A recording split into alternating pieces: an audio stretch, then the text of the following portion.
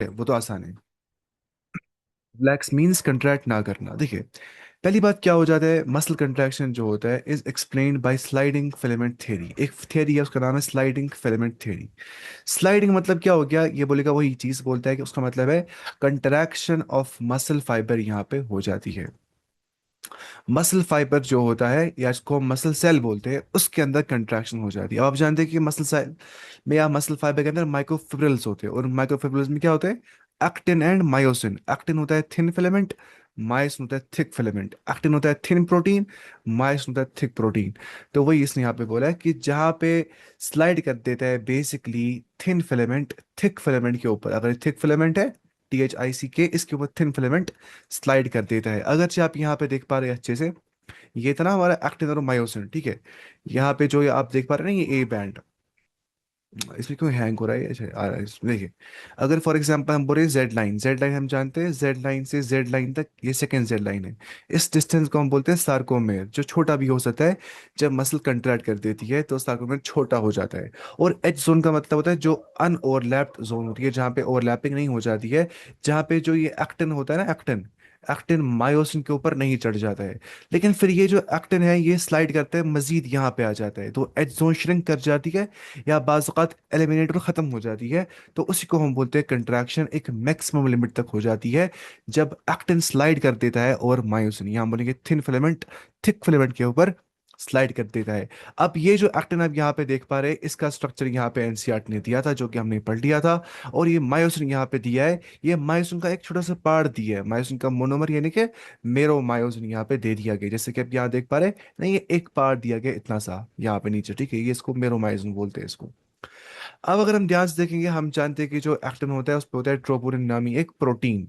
लेकिन असल में जो एक्टिन होता है ना, एक्टिन, ये एक्टिन फिलामेंट है, ठीक है, दिस इज एक्टिन फिलामेंट। हम जानते हैं एक्टिन फिलामेंट जो है वो बन जाता है जी एक्टिन से। इस एक बॉल को बोलते हैं G actin. G actin means globular actin, जो गोल होता है। अब ये G+G+G सब अगर हम मिलाएंगे ना, ये एक रोप और सेकंड रोप ग्रीन वाली में बोल रहा हूँ, इसी को बोलते हैं एफ एक्टिन, यानी कि F actin is a polymer, while G actin is a monomer. लेकिन आप समझ रहे हैं, जो ये एफ एक्टिन होता है इसके ऊपर एक रस्सी होती है, उस रस्सी को हम बोलते हैं ट्रोपोमायोसिन।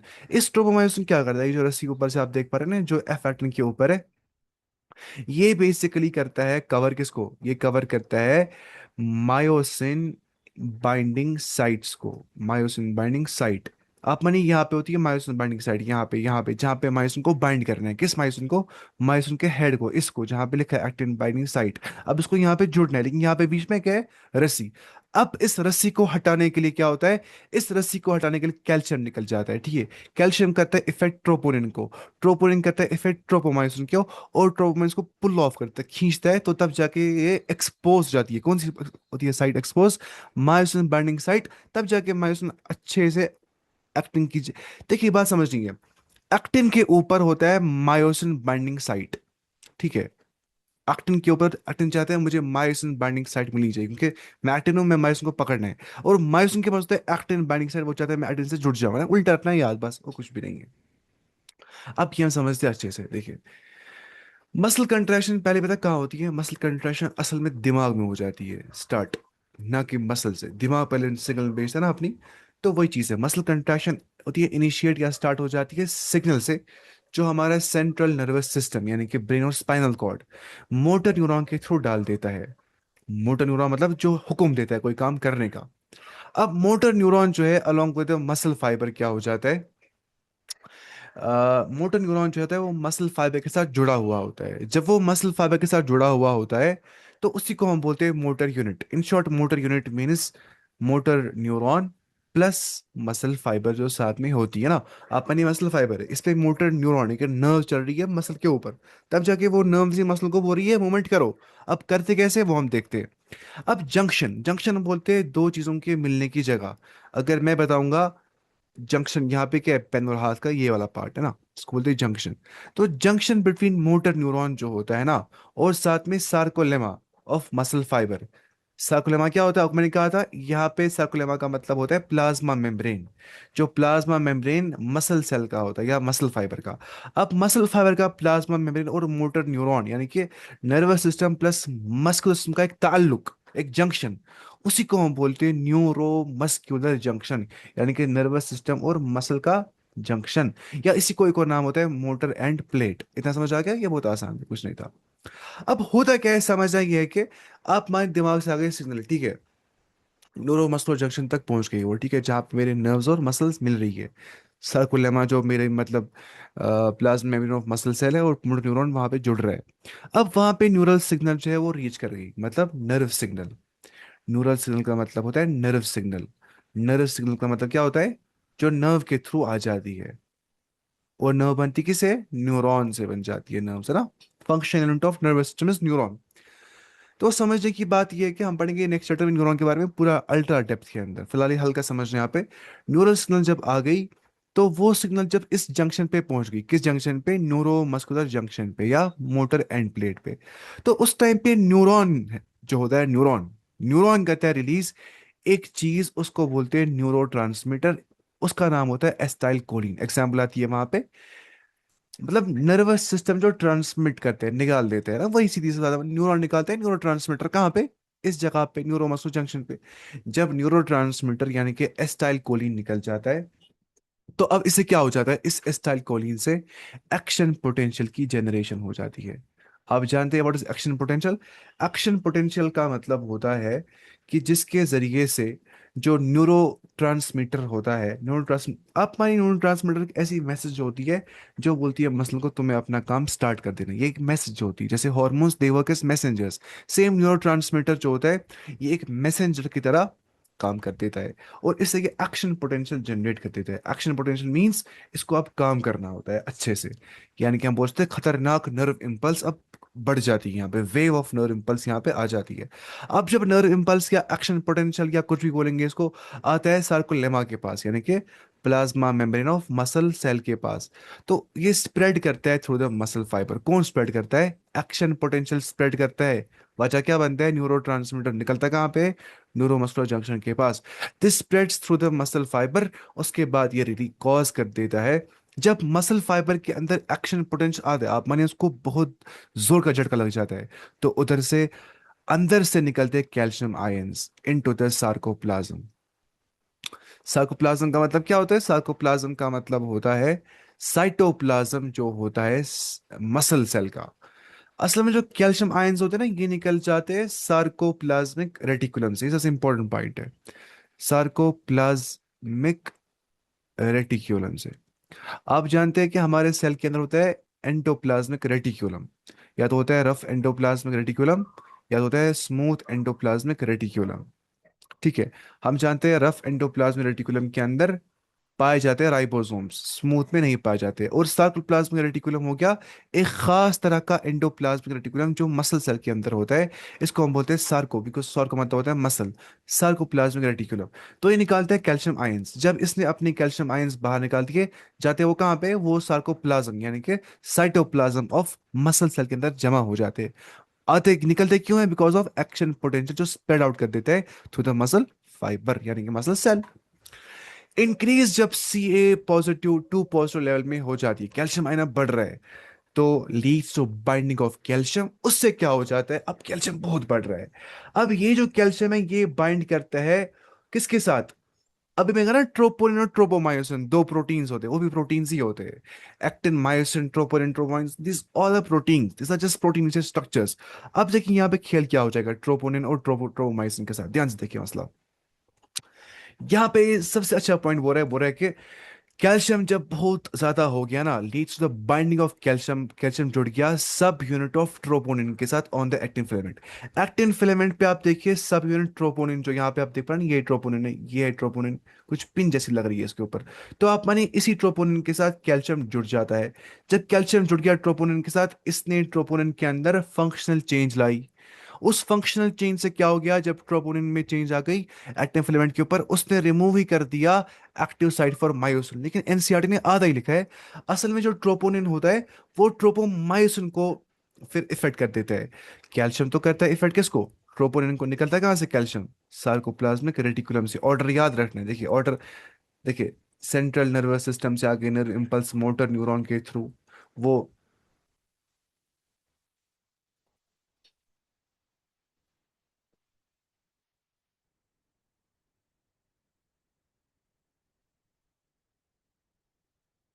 तो क्या हो गया? पिछला का शायद कट गया, सचिन कुछ नहीं कट गया था। जी ये बताओ क्या सोच, देखिए सेंट्रल नर्वस सिस्टम से आती है इलेक्ट्रिकल सिग्नल इम्पल्स, वो आती है मोटर न्यूरॉन के थ्रू, ठीक है। न्यूरो मस्कुलर जंक्शन जो हमारा होता है, जहाँ पे मसल और नर्व मिल जाती है, वहाँ पे एसिटाइल कोलिन नामी एक न्यूरोट्रांसमीटर रिलीज कर देता है कौन? हमारा न्यूरॉन। उस वजह से कैल्शियम निकल जाता है सार्कोप्लाज्मिक रेटिकुलम से। उस कैल्शियम, इसको बोलते हैं chain reaction, this is something very difficult to grasp.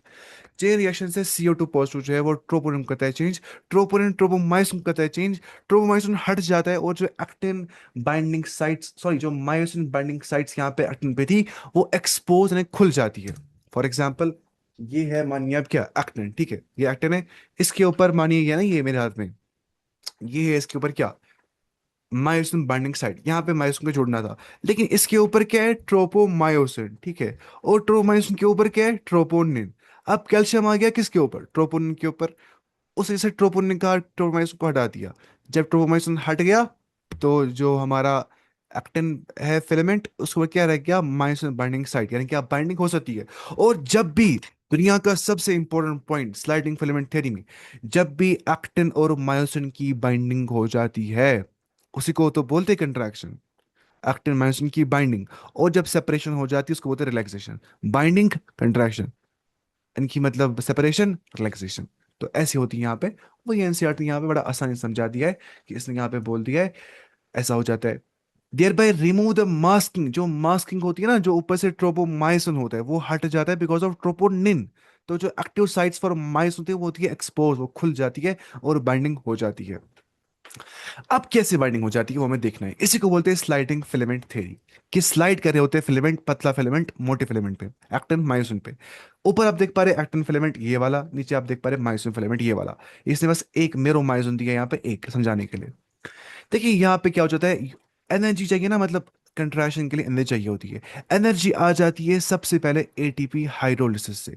Hydrolysis का मतलब होता है हाइड्रो, यानी कि वाटर की प्रेजेंस में लिसिस करना, ब्रेक डाउन करना। यानी कि जब हमारा जो एटीपी होता है, एडेनोसिन ट्राइफॉस्फेट, उसको जब वाटर मिल जाता है, वो वाटर की वजह से टूट जाता है।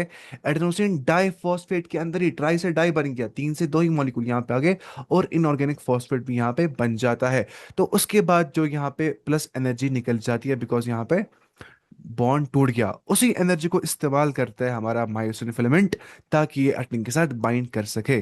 तो अब देखिए आप ये चीज, जब मायोसिन हेड, जो यहाँ पे आप हेड देख पा रहे हैं ये चीज, तो क्या हो जाता है? नाउ बाइंड्स टू द, अब वो बाइंड कर देता है, बिकॉज वहां पे होती है एक्टिन बाइंडिंग साइट। वो करते हैं एक्टिव साइट ऑन एक्टिन, इसको हम क्या बोलते हैं? Myosin binding site on actin. तो दोनों बनाते हैं क्रॉस ब्रिज, यानी कि अब ये दोनों जुड़ जाते हैं, उसको बोलते हैं ब्रिज। जुड़ने को बोलते हैं ब्रिज करना। तो ये हो गया, ठीक है। अब देखिए माइसन हेड यहाँ पे आप देख पा रहे हैं, ठीक है, इसी को बोलते हैं फॉर्मेशन ऑफ क्रॉस ब्रिज, ठीक है। अब यहाँ पे हुआ क्या? यहाँ पे कुछ नहीं हो गया, यहाँ पे बस जो हमारा एटीपी था, एटीपी टूट गया एडीपी में और इनऑर्गेनिक फॉस्फेट में और एनर्जी में। उस एनर्जी की वजह से इसको मूवमेंट हो गई, और इसने क्रॉस ब्रिज बना दिया। यानी कि इधर पे क्या मसला हो गया? आप मानिए जो माइसन है, माइसन हेड ये हुक की तरह होता है। इट्स हुक लाइक, ये हुक की तरह काम कर देता है। और फिर क्या हो जाता है?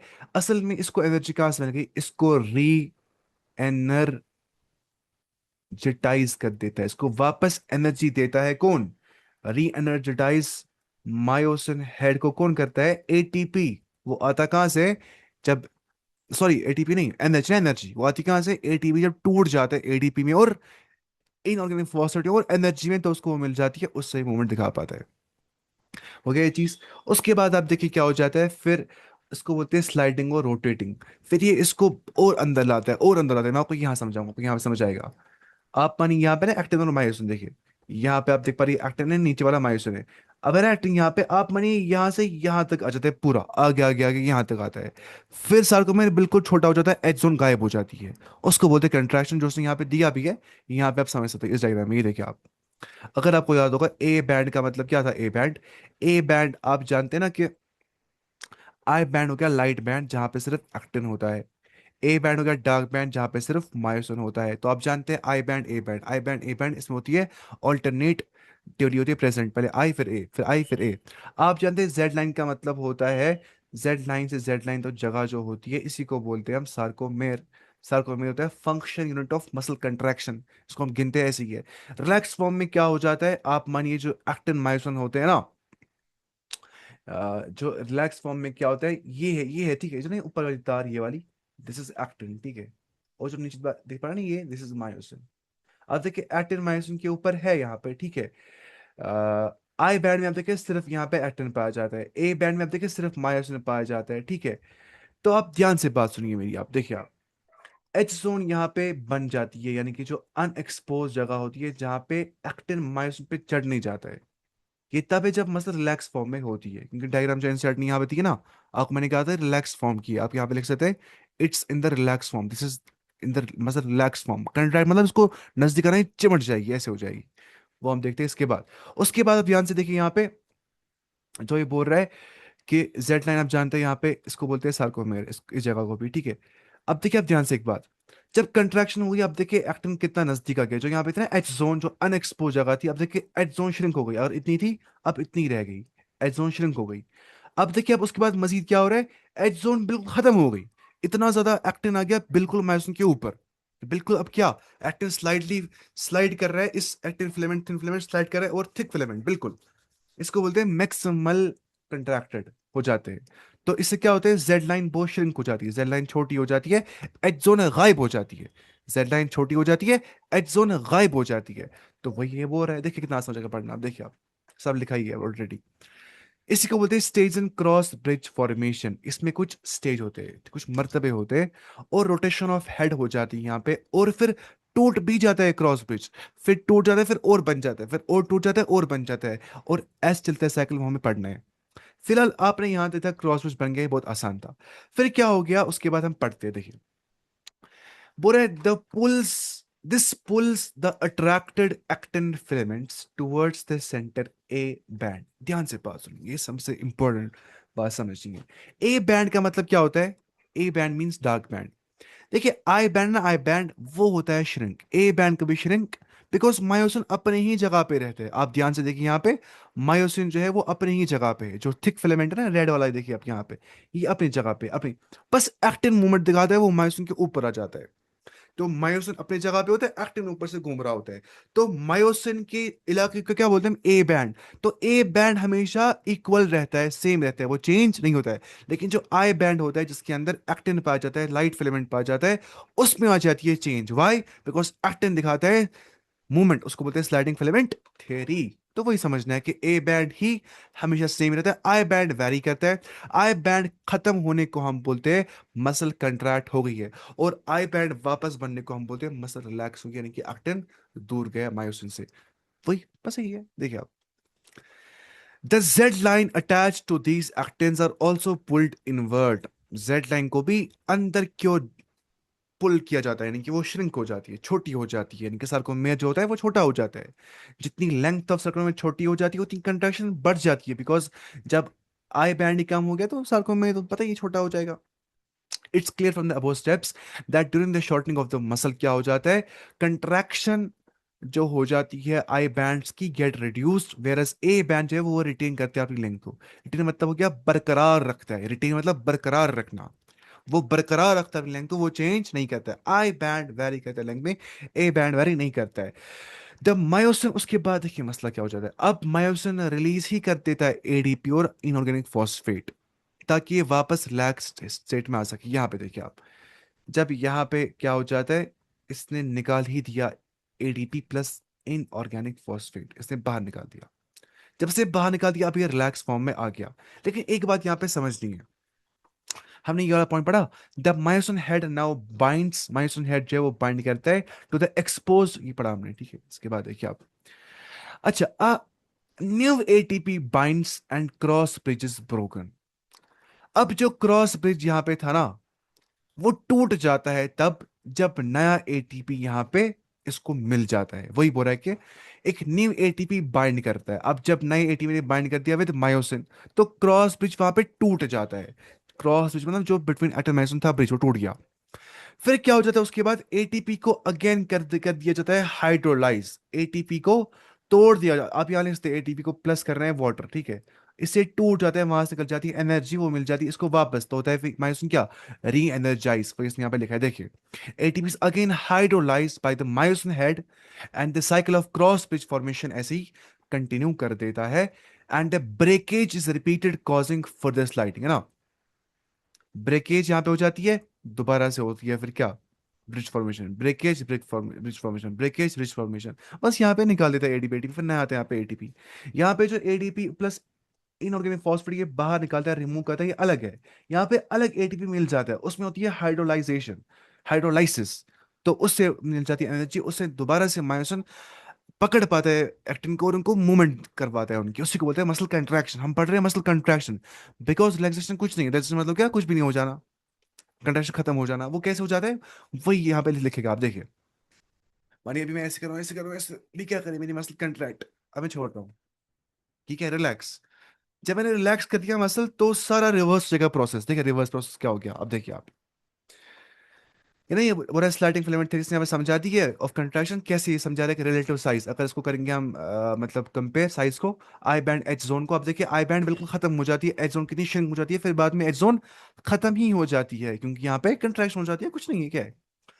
अब देखिए आप, द प्रोसेस कंटिन्यूस, कंटिन्यू करता है ये वाला process, till the calcium ions are pumped back to the sarcoplasmic cisternae.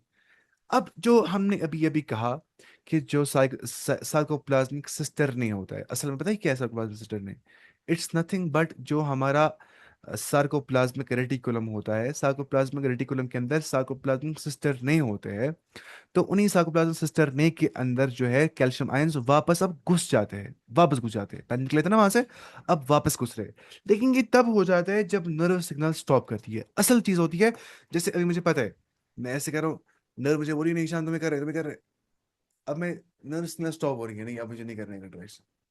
अब क्या हो रहा है, जब नर्व सिग्नल स्टॉप हो गई थी, जो कैल्शियम निकल गया था ना, वो कैल्शियम सारा वापस घुस रहा है सार्कोप्लाज्मिक सिस्टर्नी में, यहाँ बोलते हैं सार्कोप्लाज्मिक रेटिकुलम में।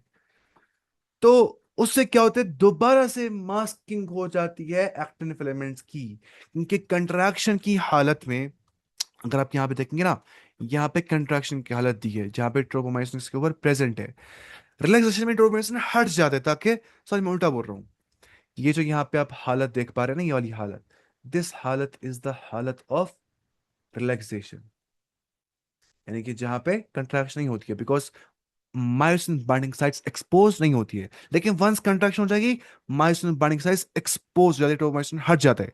लेकिन इसका उल्टा भी है ना, अब अगर हो गया वापस रिलैक्सेशन, वापस आएगा ट्रोपोमायोसिन, तो इसको करेगा कवर इस एक्टिन मायोसिन बाइंडिंग साइट को एक्टिन फिलामेंट के ऊपर।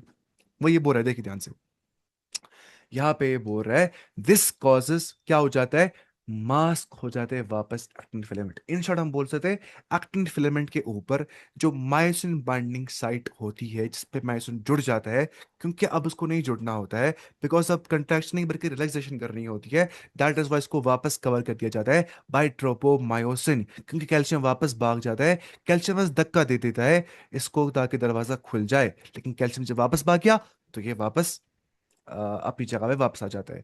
तो इसको बोलते हैं return of Z line, back कर जाती है। जेड लाइन यानी कि सार्कोप्लाज्मिक रेटिकुलम, सॉरी जो सार्कोमेर होती है, sarcomere length between the two successive I band. Z line क्या होती है, आई बैंड के दरमियान की जगह जो होती है, ठीक है। आप देखिए यहाँ पे जेड लाइन कितनी श्रिंक हो गई, अगर जेड लाइन पहले इतनी थी, फिर इतनी ही हो गई, फिर और श्रिंक हो गई, ठीक है, छोटी हो गई जेड लाइन। तो ये ना आई बैंड, ये आई बैंड है, ये आई बैंड है, ये आई बैंड, आई बैंड के दरमियान की जो जगह होती है, जेड लाइन क्या होती है असल में, जेड लाइन असल में आई बैंड को सेंटर से काट देती है। फिर जेड लाइन जो जगह होती है उसको बोलते हैं सार्कोमेरियम, हम एक यूनिट लिया हमने समझने के लिए, बस बहुत आसान है ये चीज। अच्छा, टू देयर ओरिजिनल पोजीशन यानी कि रिलैक्स पोजीशन, रिलैक्स पोजीशन ही देखिए, अभी मैं कुछ नहीं कर रहा हूँ, ठीक है, this is my original position, relax position.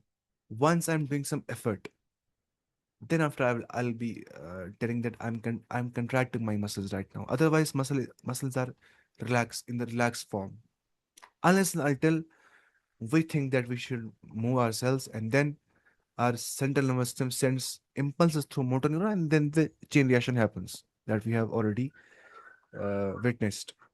The reaction time of the fibers can vary in different muscles, देखिए अब रिएक्शन टाइम भी डिफर कर सकता है, कि कितना जल्दी हो जाएगा, किसी को जल्दी होता है ना, चल जल्दी वो कर पाता है रिलैक्सेशन कंट्रैक्शन ना, ऐसे ऐसे कर पाता है तेज तेज, क्योंकि उसको एक्सपीरियंस अच्छा खासा होता है। अब आप खुद माने किसी इंसान को एक्सपीरियंस ही नहीं है ना, वो मतलब उसने कभी ज्यादा की नहीं एक्सरसाइज, तो डेफिनेटली उसको टाइम बहुत लगेगा। तो वो चीज़ यहाँ पे समझा दी जैसे ना, वो होते जो जो होते ना वो जो ना मतलब क्या इनको बोलते हैं, जो चलते वो गाड़ियाँ फॉर्मूला वन वन वो सब गाड़ियाँ, तो उनको होता है ना रिफ्लेक्स तेज हो जाते हैं, उनके रिफ्लेक्स, वो जल्दी कर पाते हैं क्या, रिफ्लेक्स, क्योंकि उनको टाइम के साथ साथ वैसा बढ़ जाते हैं। तो रिएक्शन टाइम क्या होता है, रिएक्शन टाइम इंसान का बहुत कम होना चाहिए। आप मानिए रिएक्शन टाइम क्या हो गया, अगर फॉर एग्जांपल बॉल मुझे कैच पकड़ना है, अगर मेरा रिएक्शन टाइम बहुत ज्यादा है, बॉल आ गया ऐसे करूँ, अगर मेरा रिएक्शन टाइम का मैं बॉल को उधर ही पकड़ रहा हूँ है ना, तो वही चीजें डिफर करता है डिफरेंट मसल, ये मसल की बात यहाँ पे कर रहा है कि रिएक्शन टाइम फाइबर के of fibres can very in different muscles, कुछ मसल जल्दी मूवमेंट कर पाती, कुछ कम तेजी से मूवमेंट कर पाती है ना, तो पता ही ये चीज।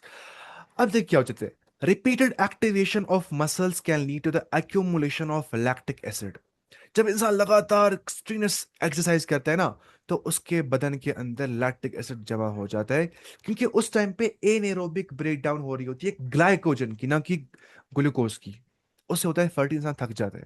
हम समझते हैं चीज, आप मैंने इससे पहले पढ़ाया था रेस्पिरेशन, यार आपको याद होगा, मैं फिर से बोलता हूँ, और यहाँ पे ना इस चैप्टर बायोमोलिक्यूल्स में भी देखिए, हम जानते हैं कि आमतौर पे क्या हो जाता है, जो ग्लूकोज होता है C6H12O6, उसके साथ जब ऑक्सीजन मिल जाता है, एरोबिक रेस्पिरेशन हो जाती है, तो उसके जरिए से हमें मिल जाता है क्या, उसके जरिए से हमें एनर्जी मिल जाती है, जिसको हम रेस्पिरेशन का नाम दे देते हैं।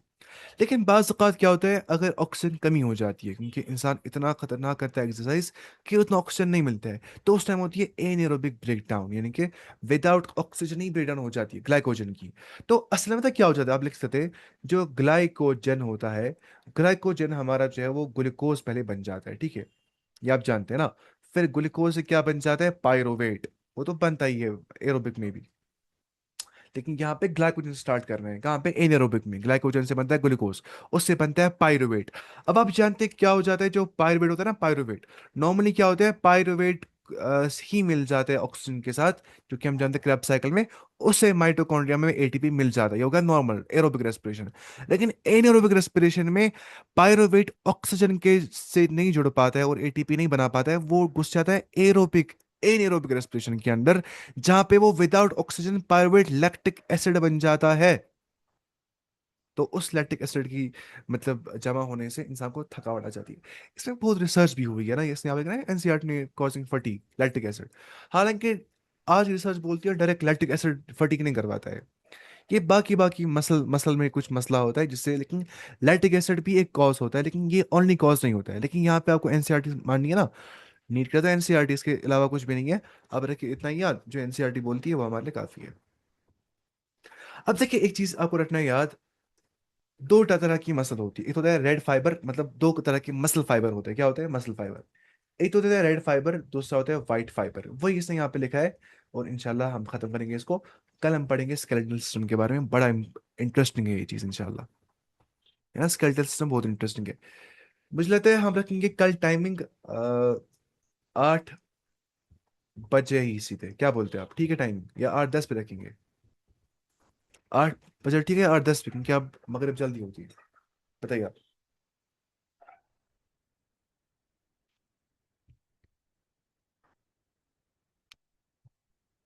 ये टॉपिक थोड़ा खुश था ना।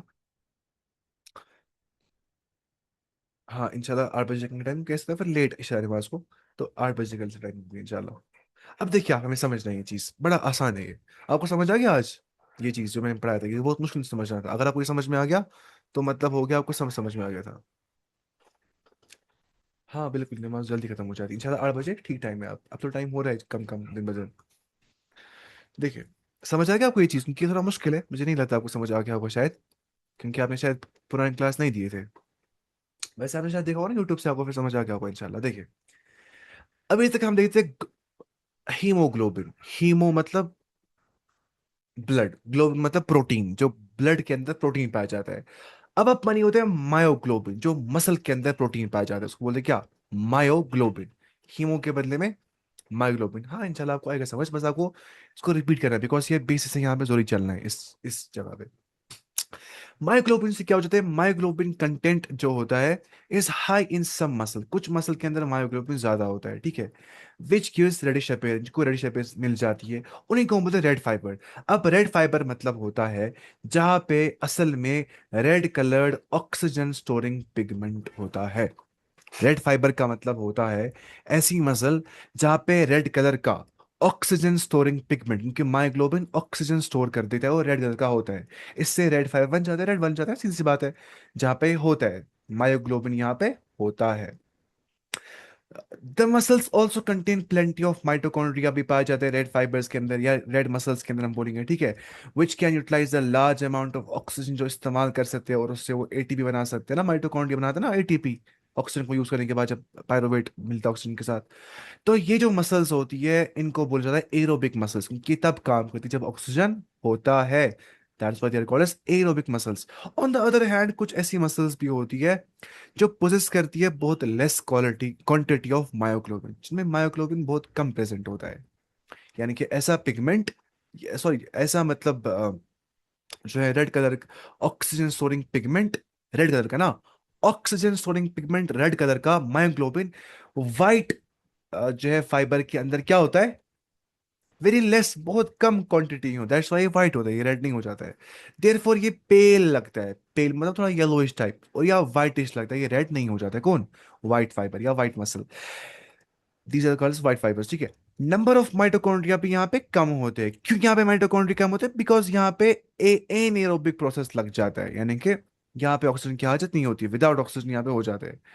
लेकिन क्या हो जाता है, but amount of sarcoplasmic reticulum, अब जाहिर सी बात है यहाँ पे तो माइटोकॉन्ड्रिया भी कम है, यहाँ पे मायोग्लोबिन भी कम है, यहाँ पे पावर हाउस ऑफ सेल भी कम है, यहाँ पे मायोग्लोबिन यानी कि ऑक्सीजन स्टोरिंग जो है, oxygen storing pigment red colour का जो है होता है वो भी कम है।